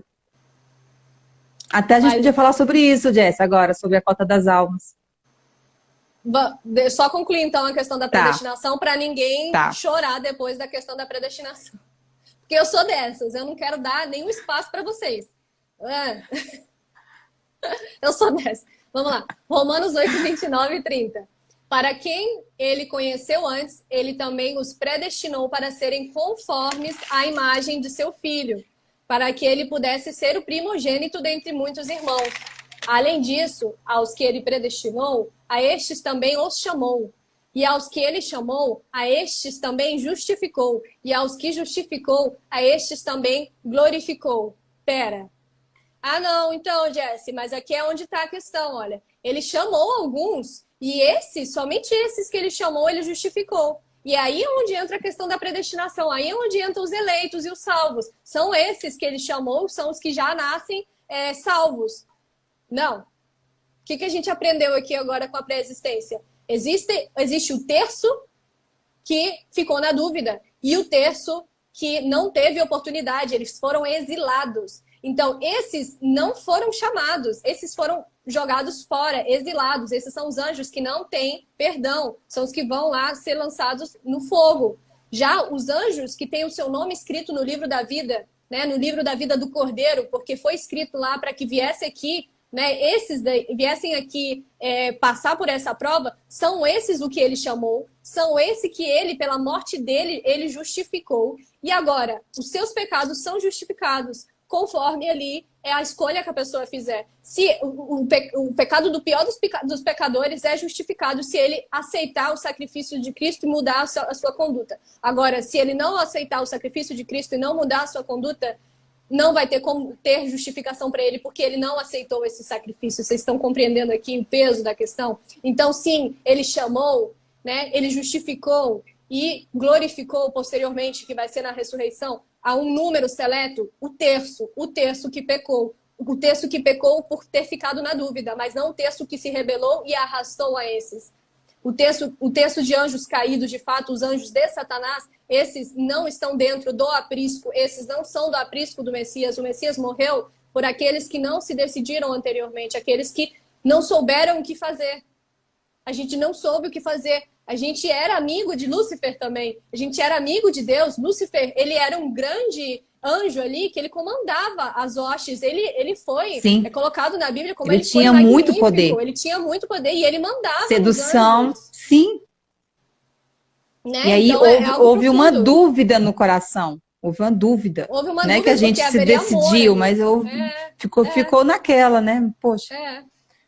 Por isso essa oportunidade. Então aqui, vocês compreendem aqui agora esses versos da predestinação, como a pré-existência dá todo um outro sentido, dá todo um sentido profundo, mais profundo ainda. Porque quando a gente estuda a predestinação, e gente, eu já acreditei, eu já estudei, e eu já acreditei até eu ainda, né? Eu conheço a pré-existência há muito tempo. Daí eu me deparei com a predestinação e fiquei com receio, vi tanta gente com tanta certeza, eu fiquei com receio de eu estar acreditando numa heresia de fato. Daí eu fui estudar a predestinação, só que ainda eu não tinha respostas. Tinha coisa que eu via versículo na Bíblia que falava que era totalmente contrário à predestinação. E sempre fica aquela sensação de, beleza, eu vou aceitar, mas tá estranho. Né? Isso aconteceu comigo, então eu sei o que é acreditar na teoria da predestinação calvinista. Mas quando a gente entende de fato o que é a nossa pré-existência, a gente vê que essa predestinação se refere, né, a uma questão de anteriormente nós termos tido o nosso destino aqui à Terra definido para que a gente viesse a passar por esse crivo. E é algo muito mais amplo do que Deus ter determinado que Joãozinho vai ser salvo e Mariazinha vai ser condenada. É muito mais amplo, entendeu? Sem contar que isso não combina com o caráter dele, gente. Não combina de forma alguma. Ele nunca ia escolher uns para perdição e outros para salvação. Nunca. Ele quer que todos sejam salvos. E com relação a toda, só para encerrar essa questão da predestinação e todos esses mistérios, às vezes eu vejo irmãozinhos ficando meio que, gente, mas como é que a gente vai chegar a esse entendimento e tal? É perseverar, sabe? É perseverar ali na leitura, pedir discernimento, se tiver a possibilidade de ver essa questão dos dicionários de Strong, veja, né? E, enfim, vou ler aqui um versículo que fala justamente sobre esses mistérios, né? 1 Coríntios 2:7. Mas nós falamos a sabedoria de Deus em um mistério, mesmo a sabedoria escondida, a qual Deus ordenou antes do mundo para a nossa glória. Deus ordenou esse mistério, essa sabedoria antes do mundo. Tem mistério, tem sabedoria escondida. E não é à toa que isso está lá. Quem nunca teve essa sensação aí de que está lendo a Bíblia, passa por um versículo que não entende, vou pular isso aqui, não faz diferença não, vou continuar lendo, o que importa é ler, não precisa entender não. Quem nunca fez isso? Eu já fiz há anos atrás, fazia muito. Né? Que nem esse que eu citei de Jacó, que Deus odiou amou Jacó e odiou Esaú. Eu falava, não entendo, isso não entra na minha cabeça, mas Deus é justiça, mas deixa, um dia eu entendo. Aí passava reto e continuava lendo, entendeu? Pois é, e a famosa cota das almas? Será que a gente nasce aqui aleatoriamente do nada? Será que assim vai vindo e não, sabe? Não tem A fim? gente nasce, não tem fim? Como é que é isso, gente? Vamos entender? A gente vai ler Apocalipse 6:11. Vamos lá. E foram dadas a cada um vestes brancas, e foi-lhes dito que suportasse ainda um pouco de tempo, até que também se completasse o número dos seus conservos e seus irmãos que haviam de vir para serem mortos como eles foram. Então, gente, depois vocês leiam com calma, que se a gente for ler tudo aqui, a gente vai ficar 4 horas de live aqui. Mas eu vou focar nesse versículo aqui, até que se completasse o número dos seus conservos, que deveriam vir, né, para que sejam mortos. E então, gente, o que significa esse número? A gente vai ler agora, cadê? Em Gênesis, que Deus fala assim, que ele disse a Abraão, olha para o céu e conta as estrelas, se as pode contar. E acrescentou, assim será a tua descendência. Então, vamos fazer a análise aqui, gente. Estrelas significam anjos. Estrelas são anjos. Depois eu até vou fazer um vídeo essa semana explicando essa ligação, mostrando os versículos, que estrelas são ligadas a anjos. E aí, ele, antes disso, ele fala, e conta, né? Conta as estrelas. Então, se ele mandou contar, é porque existe um número. Não é algo infinito, não. Ele falou, conta as estrelas. Existe um número. E as estrelas são o quê? Anjos. E acrescentou, assim será a tua descendência. E aí, a gente vai em Isaías 46:26. Só fazer uma parte, rapidinho, tá, Vivi, tá. Já que você citou esse versículo, né? Quando a gente vê o Strong para a estrela, eu tinha separado aqui. Ótimo. Kocabe, tá? Kocabe é o 3556 em hebraico, perdão. E tem a conotação de estrelas, a palavra estrelas, né? No hebraico, significado de irmãos, progenitura numerosa, personificação. O que é personificação? Ó, personificação de um ser celestial ali de filho de Abraão, né? Então, personificação e, novamente, estrela. Então, a gente vê aí o significado de estrela, todas essas questões, além de anjo. Várias vezes os anjos são citados como estrelas, a gente vê isso muito em Apocalipse. Né? Tem muitos versículos. Também esse significado de irmão, progenitura, personificação. Né? Pode continuar, irmã. Sim. E aí, gente, a gente lê Isaías 40:26, que diz assim, levantai os olhos e observai as alturas. Quem criou tudo isso? Foi aquele que colocou em marcha cada estrela do seu incontável exército celestial e a todas chamou pelo nome. Então, quer dizer que, se a gente fizer a associação, estrelas significam anjos, existe um número, porque ele mandou contar. E ele conhece cada uma pelo nome. É um ser específico, que há de vir até que se complete o número dos seus conservos. Então, existe uma cota de pessoas, de almas, né, a vir encarnar aqui nessa terra. Aí até a gente fala assim, encarnar, o pessoal já pula, né? Fala assim, como assim, encarnar? Não é de Deus não, isso aí. Gente, mas encarnar... Sim, que nem João, Jesus aconteceu isso, né? E o verbo se fez carne e habitou entre nós. Ele encarnou. Reencarnação não, gente. Reencarnação não é bíblico, né? Porque o homem só é dado morrer uma vez e logo depois disso vem o juízo. Mas aí, existe uma cota de seres espirituais a virem para serem encarnados. Né? E até se completar o número dos seus conservos, então vocês entendem toda essa ligação? É incrível, né? É profundo, né? Sim, e aí a gente faz a análise, gente, por que o sistema hoje, ele trabalha tanto com essa questão de evitar, de dificultar das pessoas terem filhos, de virem filhos ao mundo. Porque hoje a gente vê, né, toda uma cultura, você vê que hoje na Europa as pessoas quase não têm filhos, tá? O país está envelhecendo lá, o território todo, porque foi trabalhado isso. Eu vi até eu não sei qual foi o país agora, que tinha uma propaganda, eu fiquei de cara, não tenha filhos.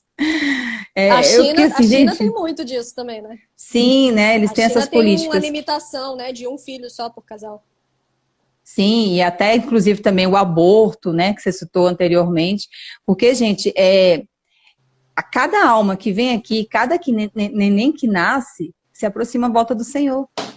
Se aproxima o cumprimento desse versículo de Apocalipse, até que se complete o número dos seus conservos. Então, eles querem impedir que isso aconteça, que retarde, né? Não é nem impedir, mas que retarde isso, né? Quando a gente entende que tem um terço, esse terço de um algo tem que se completar. Ele vai vindo o terço. E existe um número, eu mostrei aqui, que ele mandou Abraão contar as estrelas. Então, quer dizer, se ele mandou contar, é que existe um número específico. Não é algo aleatório, não é algo que vem nascendo do nada, não. Existe um número. Que aí seria desse sentido. Existe ali tanto a poética, né? Sim. O sentido poético e bonito daquilo, mas aquilo que a gente sempre falou, né? Tem a aplicação micro e uma aplicação ali de algo mais espiritual, algo macro, algo mais geral, né? Global. Sim, exatamente isso. E aí você vê como, quando, concluindo aqui, então você vê, quando você começa a entender tudo isso, preexistência, essa questão toda, você vê quão maligno é o aborto, né? Porque você está impedindo de um ser, de um ser espiritual vir aqui como é que fala a palavra? Fazer a sua escolha também, né? Fazer a sua escolha.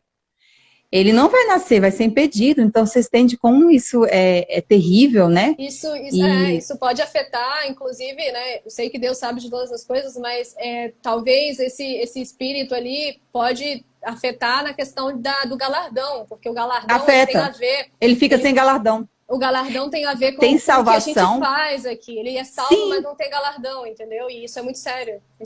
Muito. Tem a salvação, porque é do reino dos céus, é dos pequeninos, das crianças, sim, né? Isso, sim, é muito claro. Tem salvação, é certeza disso. Mas, sim, galardão não. Porque galardão é por obras, né? É o que você fez aqui. Galardão é meritocracia. Por sim, isso, galera, totalmente.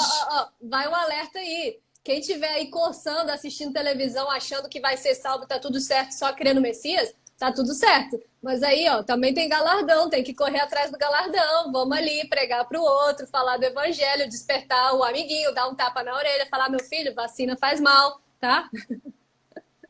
Galardão é algo incrível, gente. A gente tem que correr atrás, sim. É incrível, é um prêmio, né? E aí, esses seres, eles ficam sem um galardão. Então, isso é muito triste. Então, assim, quando a gente começa a ter esse entendimento, você vê quão maligno é o aborto. E o que você compreende como a taça do esquecimento, que é um conceito da pré-existência também? A taça do esquecimento, aquilo que nos faz esquecer da nossa vida pregressa, da nossa vida celestial, não pregressa, que isso? Isso tem a ver com... Isso tá errado, não. Né? O sentido é esse, mas não no sentido espiritual, mas no sentido espiritual de espiritismo. Mas no sentido de vida celestial, né? Da nossa pré-existência.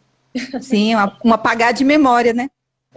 Um apagar de memória. Tanto que eu já ouvi falar que a questão do déjà vu, que às vezes a gente tem uma lembrança daquilo que a gente viveu e a gente fica, mas eu nunca vivi isso, mas eu sei, parece que eu já vivi essa cena, né?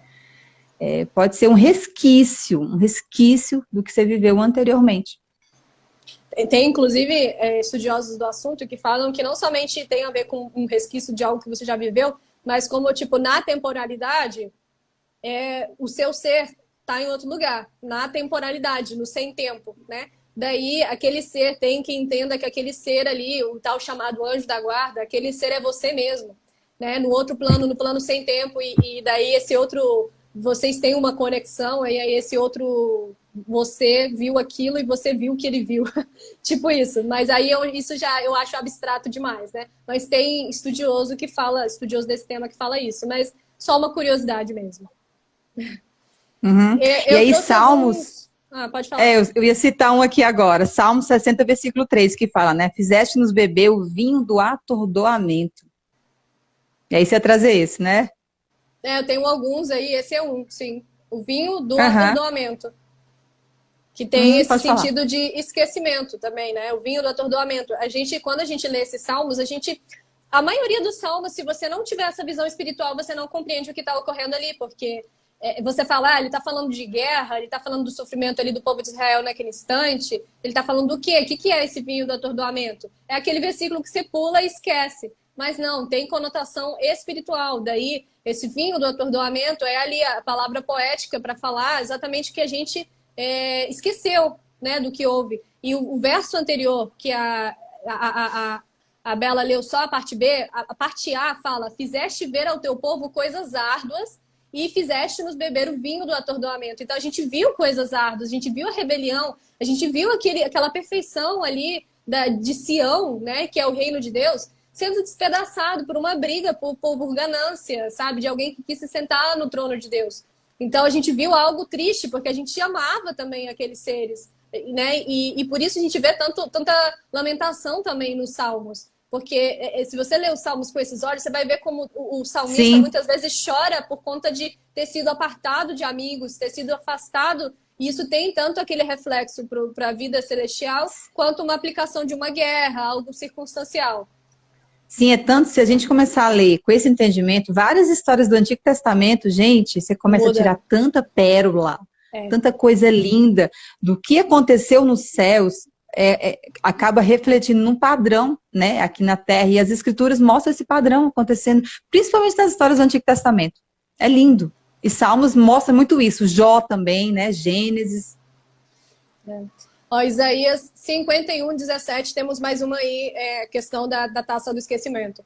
Desperta, desperta, levanta-te, ó Jerusalém, que tem bebido da mão do Senhor a taça da sua fúria, que foi também, né, tem o sentido de o castigo ali que foi colocado daquela rebelião. Tu tens bebido os sedimentos presentes na taça estonteante e a esvaziaste. Então, mais uma vez, e é a mesma palavra, tá? Eu consultei os Strongs, é a mesma palavra sendo utilizada em todos esses versículos. É o mesmo Strong para cada um desses versículos que eu vou citar aqui falando da taça do esquecimento. Então, por que em vários livros diferentes a gente tem essa citação de uma taça do esquecimento e as pessoas normalmente não falam dela? O que isso significa? É o fato da gente não lembrar do que aconteceu, é o fato da gente não poder lembrar, porque se a gente lembrasse, ia ser muito fácil fazer a escolha. Inclusive, Sim, tem um versículo, seria pela fé. Que eu não separei. Tem um versículo que eu não separei que fala exatamente disso. Que aqueles que viram, eles mesmo vendo, eles não fizeram a escolha certa, mas a gente está aqui para fazer a escolha pela fé, né? E não pelo aquilo que se vê, mas pela fé. E se trata pela justamente fé. Disso. Não vamos poder ver agora, né? E por isso que pela crença naquilo que não se vê, que a gente é salvo, né? Pela crença no que não se vê, com base no sacrifício de Cristo, primeiramente, né? Uhum, com certeza. E aí, em Isaías 51:22, temos novamente a taça estonteante, né? Diz assim: assim diz teu Senhor, o teu Deus, que pleiteia a causa do seu povo. Eis que eu tenho retirado de tua mão a taça estonteante, os sedimentos presentes na taça da minha fúria. Tu não mais a beberás novamente. Aqui tem aquele entendimento também de que foi apagada da nossa memória uma vez, né? E tem gente que aplica isso daqui no sentido de que depois que a gente ressuscitar, a nossa memória vai ser apagada e tal, né? E penso que a gente não justamente por esse versículo, a gente não vai beber novamente dessa taça. A gente vai, sim, entender o que aconteceu na nossa vida anterior, mas não vamos sofrer por isso, porque não vai haver mais dor, né? Então, aí também é uma questão que traz esse ponto do esquecimento. Tu não mais os beberás novamente, né? Aqui está falando para Israel. E não tem, essa taça não tem uma aplicação específica histórica, uma taça de esquecimento, tem uma aplicação espiritual. Sim, com certeza. É tanto se a gente for associar no útero, né? O que o bebê bebe? O líquido amniótico. E esse é o mistério. Sim. E o líquido amniótico, gente, e a amnésia tem a mesma ligação linguística. Olha aí. O bebê bebe o tempo inteiro esse líquido. E se você for analisar, como se... Porque no batismo é o quê, né? A gente passa pelas águas, né? Para uma nova... Deixar para trás, pra né? Nascer de novo, né? E nascer de novo, uma nova vida. E aí, no útero, o que acontece? A gente passa pelas águas, né? E você me lembrou, inclusive, de algo muito interessante, que não somente Esaú e Jacó teve toda aquela questão de que Deus amou um e rejeitou o outro, como eles brigavam no útero também.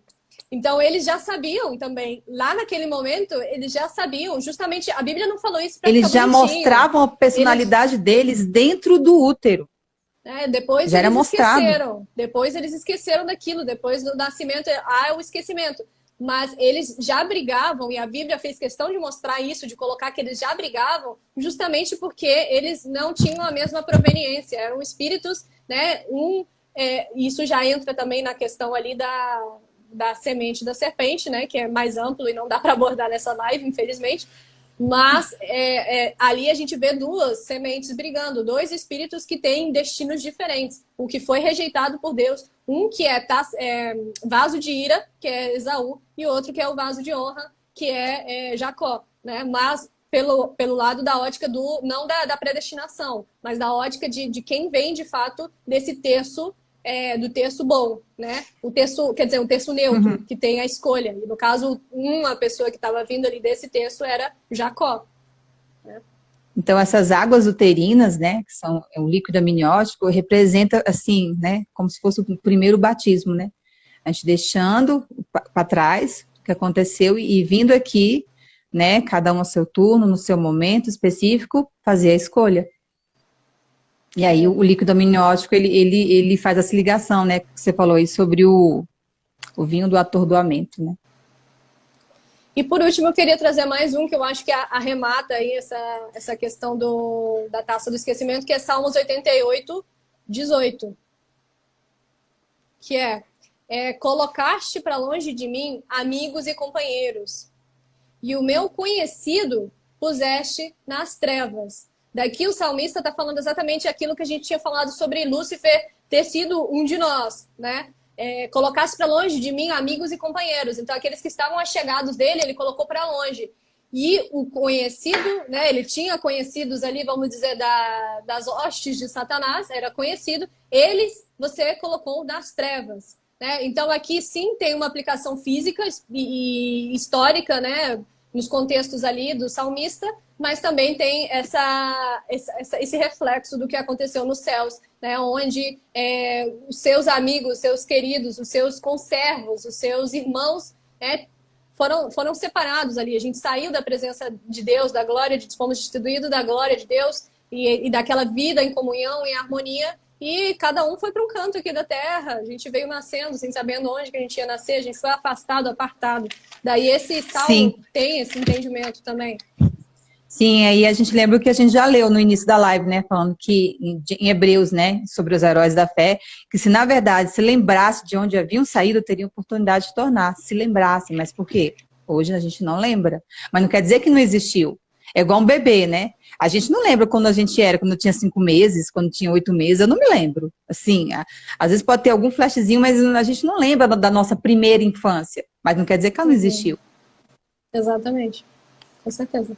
E aí, porque hoje, gente, nós estamos com os nossos sentidos limitados, porque nós estamos limitados a essa matéria. É tanto que em 1 Coríntios 13:12 fala, né? Porque agora vemos como em espelho, obscuramente. Então, veremos face a face. Agora conheço em parte. Então, conhecerei como também eu sou conhecido. Aí a gente lembra daquele versículo de Jeremias, né? E que ele já era conhecido por Deus. Então, nós já somos conhecidos, mas nós estamos limitados, nós não nos lembramos. A gente conhece em parte. Então, isso mostra como nós estamos limitados, né? Tudo isso e a gente não lembra realmente o que aconteceu. Mas vai chegar um momento que a gente vai se encontrar com ele face a face, e aí as escamas, tudo vai cair, a gente vai lembrar de tudo.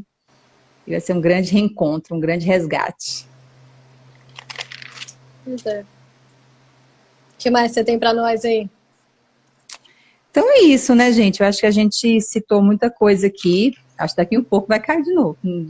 Deve estar beirando 1 hora. E assim, eu queria só aproveitar para fazer uma reflexão, né? Caso isso tenha sido difícil de penetrar no coração de vocês, né? Que não tem problema, é algo assim, isso aqui fica como um convite para vocês refletirem e estudarem por essa ótica, né? não é uma imposição, é a nossa visão com base no estudo que a gente vem fazendo. A gente apresentou alguns fatos para vocês, por exemplo, a teoria do intervalo entre Gênesis 1 e Gênesis 1:2, aquilo ali é um fato, aquilo está ali, é um mistério que está ali, que está no original, né? E a gente foi ali explorando outras questões para que vocês entendam também. A gente mostrou o significado original de algumas palavras para que vocês venham refletindo sobre isso nas próximas leituras, né? Mas cabe a vocês encontrar o caminho, né? Cabe a vocês, não é imposição. A única coisa que a gente precisa, assim, de fato, estar juntos é na crença em Cristo como nosso Salvador. Que Ele é o que nos remiu, né? Então, só que isso por é o que é primordial. tão importante? Por que é importante a gente entender sobre... Diante de tudo que a gente está vivendo, antes de eu falar, desativa os comentários. Tá desativado. A gente vê que o pessoal... Tá, não. Ativar?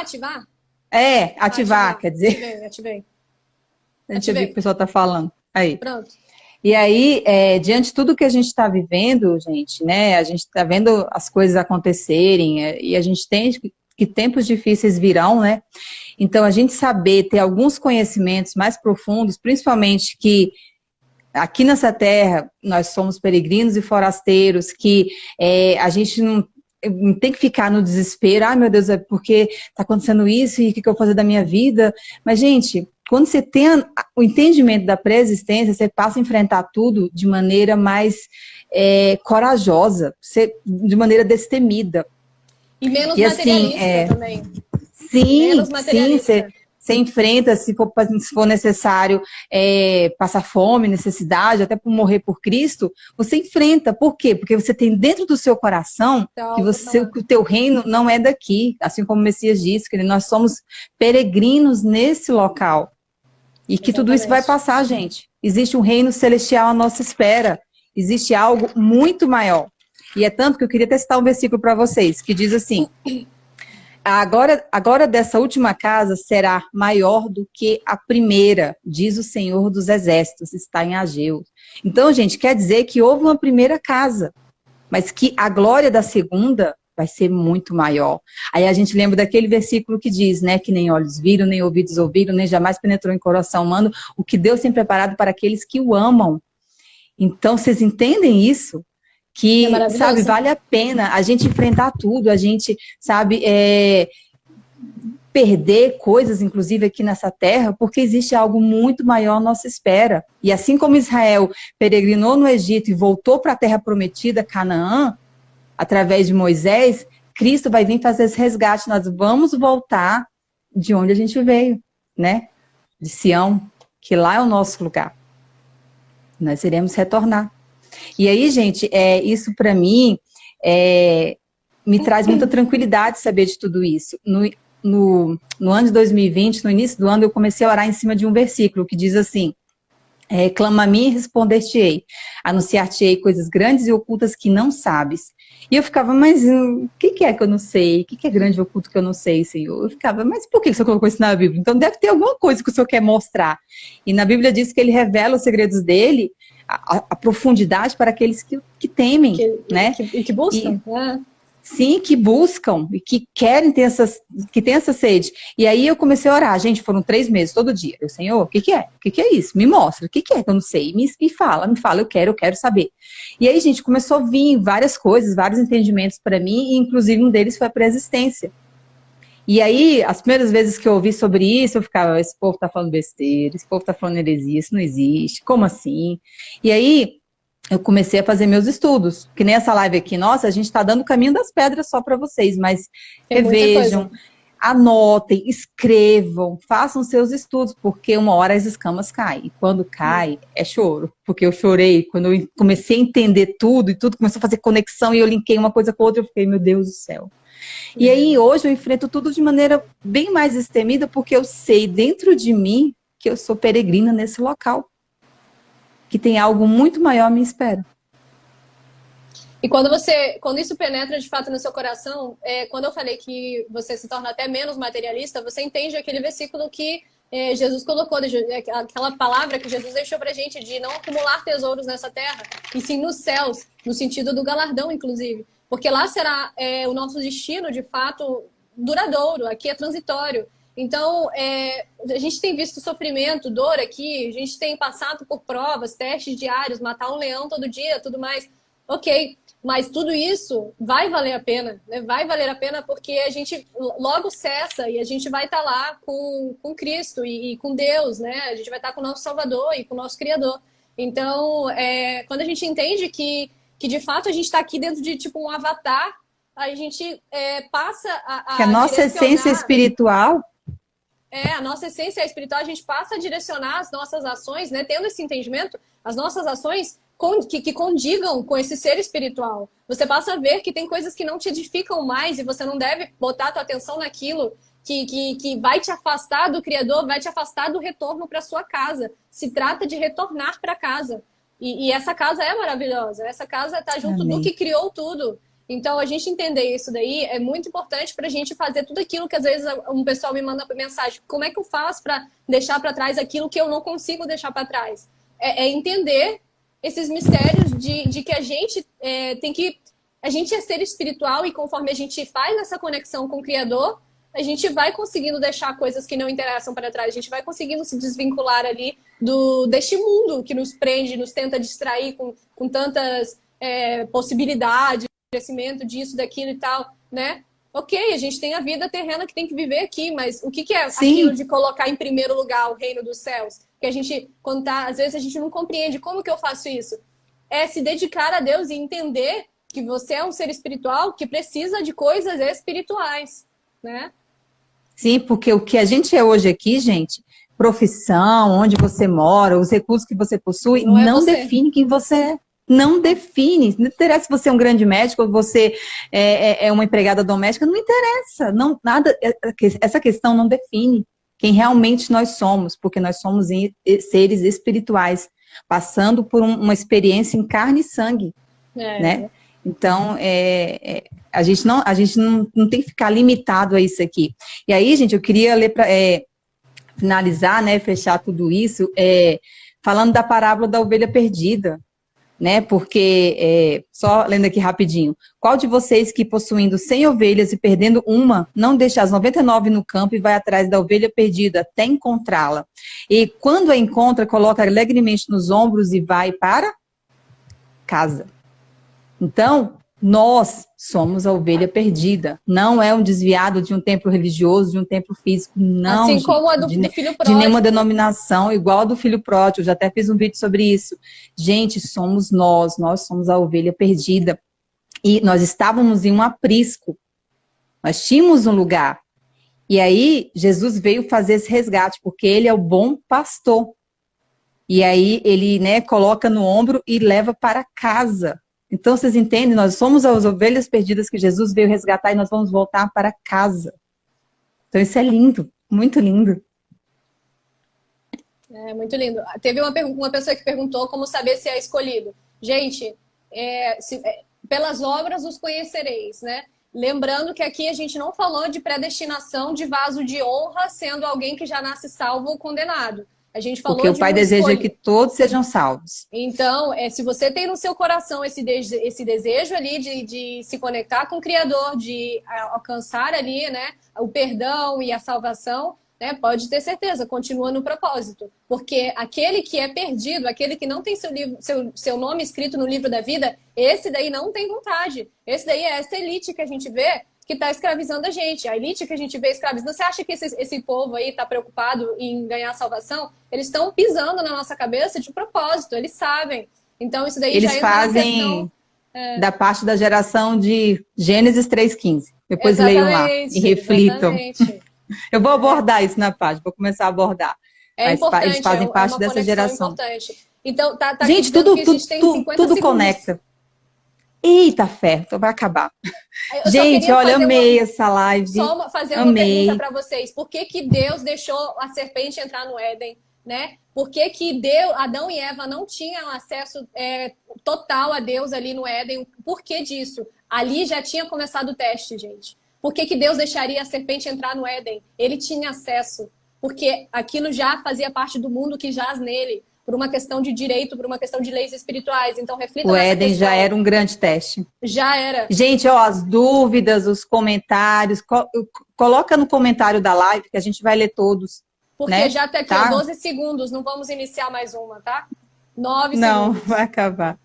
E aí, Gente, coloquem lá nos comentários, ó, gente, gratidão, viu? Obrigada por todos vocês estarem